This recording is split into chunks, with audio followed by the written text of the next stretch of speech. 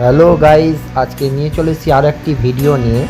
আজকে আমি তোমাদের সাথে পরিচয় করাবো আমার কাজের জায়গা।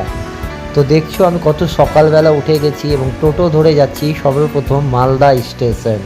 মালদা স্টেশন অনেকেরই পরিচিত। মালদা স্টেশনে সবারই পরিচিত আগে থেকেই, কারণ যে যেখানে যাক না কেন তাকে মালদা স্টেশন দিয়ে যেতে হবে। এবং আগের থেকে আমাদের মালদা স্টেশন কতটা পরিষ্কার পরিচ্ছন্ন করেছে তোমরা দেখো বন্ধুরা। যাই হোক, আমার এখন ট্রেন প্রায় চলে এসেছে, যার জন্য আমাকে একটু তাড়াতাড়ি যেতে হচ্ছে স্টেশনে। এবং স্টেশনে এই আমার বালুঘাট ট্রেনটি 4 নম্বর অথবা 5 নম্বরে দেয়, তাই আমাকে কান খাড়া করে শুনতে হয় যে অ্যানাউন্স করছে 4 নম্বরে না 5 নম্বরে। তো এখন অবধি কোনো অ্যানাউন্স করেনি, কিন্তু ট্রেন ঢুকছে। যতদূর সম্ভব 5 নম্বরে অথবা 4 নম্বরের মধ্যেই দেয়। দেখছো কত ভিড়, কত প্যাসেঞ্জার। সকালবেলা ভোর 5টা থেকে এত প্যাসেঞ্জারের ভিড় দেখতেই পাচ্ছ তোমরা। আসলে এই টাইমে আমাদের দুটো গুরুত্বপূর্ণ ট্রেন চলে।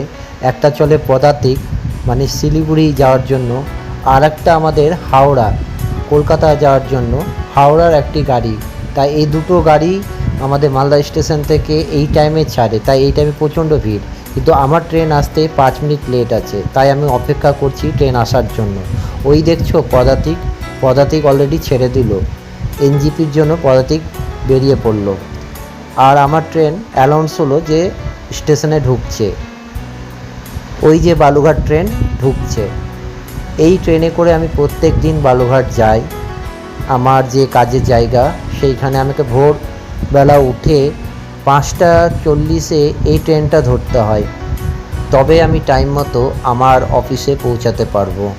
যাই হোক, ট্রেনটা ঢুকে গেছে। এবার এই ট্রেনে প্রথম কাজ হলো সিট ধরে বসে যাওয়া, কারণ কখনো কখনো ভিড় থাকে। কিন্তু আমি বসে পড়লাম আমার সিটে।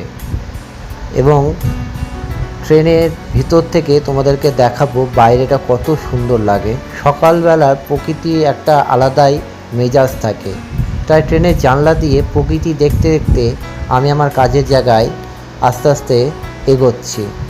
তোমরা দেখছো বন্ধুরা কত সুন্দর লাগছে। কিন্তু ট্রেনের মধ্যে কিছু হাস্যকর জিনিসও দেখতে পাই, যেমন কিছু মানুষ সারা রাত জেগে আসে বলে তারা ঘুমিয়ে পড়ে এবং বিভিন্ন রকমের আচরণ তারা করে। যাই হোক, এগুলো দেখতে দেখতে আমি আমার কাজের জায়গায় পৌঁছে যাচ্ছি। আমি আমার বালুঘাট স্টেশনে পৌঁছে গেলাম।